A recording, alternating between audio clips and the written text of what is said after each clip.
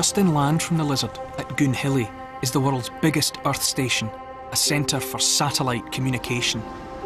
These unrestricted panoramic views make this the perfect place to sight giant antennae. Meet Arthur, named after King Arthur. He received the first ever transatlantic TV pictures via a communications satellite in 1962. This is the main control room at Goonhilly Down, the point at which Telstar's first signals across the Atlantic will be received in the British Isles. Here we are. There's a bar. Now, we are anticipating... That's a man's face. There it is. There it is. That's the picture. It was a groundbreaking moment and puts Cornwall in a unique place in the history of modern communication. But modern communication didn't start here. Journey further round the coast, nearly 30 miles from the dishes of Goonhilly, you discover the enticing cove of Porthcurno. Turquoise waters, pale, powdery sand, a holidaymaker's dream. Appearances can be deceptive. That secluded little beach down there conceals a fantastic secret. It's where, 130 years ago, Britain was wired up to the world. A network of cables stretched from under this beach around the globe. Mary Godwin knows the story. Cables from here went to South America, Africa, through the Mediterranean, to the Far East, Hong Kong, Australia, the whole world. And they all come in at this little beach? There are 14 cables coming in here, yeah. So, are we talking about telephone cables? No, we're not talking about the telephone, we're talking about the telegraph. The telephone hadn't even been invented in 1870. These were telegraph cables whereby a message was sent in a version of Morse code and translated into letters of the alphabet at the other end, put on a telegram form which was then delivered by a messenger boy to its final recipient. By the 1860s, they were looking to lay these long cables linking distant parts of the empire. Right. And Porthcurno, the cable to Bombay, was the first link, the spine, if you like, of the connections for the British Empire.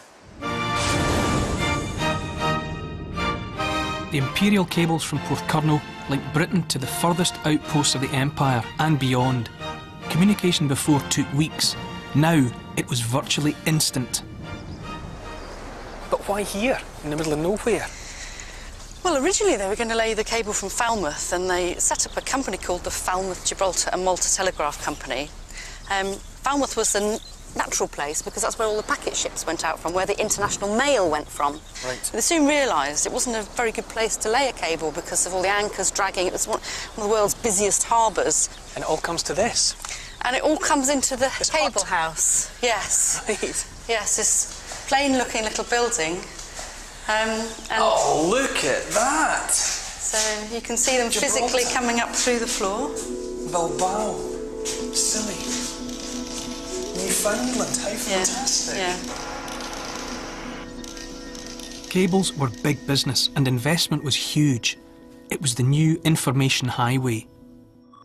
But just as Britain was busy wiring up the world, at the start of the 20th century, along came wireless technology. In 1901, Guglielmo Marconi was busy making history just a few miles from here, down the Cornish coast, that way. I'm going to backtrack 26 miles round the coast to Poldhu Point on the Lizard, a spot away from prying eyes, chosen for its remoteness.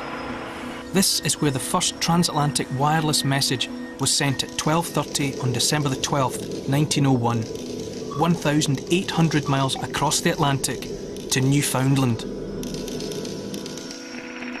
I now felt for the first time absolutely certain that the day would come when mankind would be able to send messages without wires between the furthermost ends of the earth.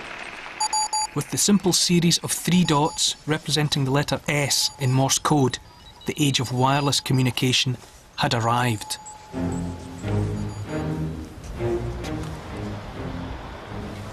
Not everyone was thrilled by Marconi's achievement. If you do a little digging and look at the initial reports, you can spot a fascinating little footnote. After the initial wireless transmission across the Atlantic, just 4 days later, in a newspaper report, The president of the commercial cable company, a Mr. Ward, is quoted as saying he sees no cause for concern, and he pledges to continue new cable construction as though wireless had never been heard of. Now, I'm no businessman, but you can bet your life if the cable companies were saying they weren't worried about Mr. Marconi, they were really worried about Marconi. Without the huge costs of laying cables worldwide, wireless technology was potentially cheaper and quicker to install. Marconi was onto something. For the cable companies, it was time for drastic measures. How did the cable companies respond to the wireless technology? They responded by spying on what Marconi was up to Really? over there on the Lizard. And This is the sort of evidence that remains of that. It's the base of a radio mast. If you can imagine, it's standing upright with a huge mast sitting in it, which was held by guy ropes and rings in the rocks around us. So they were using Marconi's own technology to spy on it? They were. There's evidence that the cable company tampered with Marconi's transmissions, inserting derogatory comments to discredit this new rival technology and to prove how insecure wireless was. Wireless and cable technology competed for decades. Cable's advantage over its rival was its security against interception. By the Second World War, this reliability was worth protecting at any cost. Porthcurno was one of Hitler's targets. And given that it was all coming together on this beach, this must have been pretty important to the Allies. It was incredibly important, and for that reason, gun emplacements were built, loads of security measures in the valley, and indeed a big flamethrower system across the top of the beach here.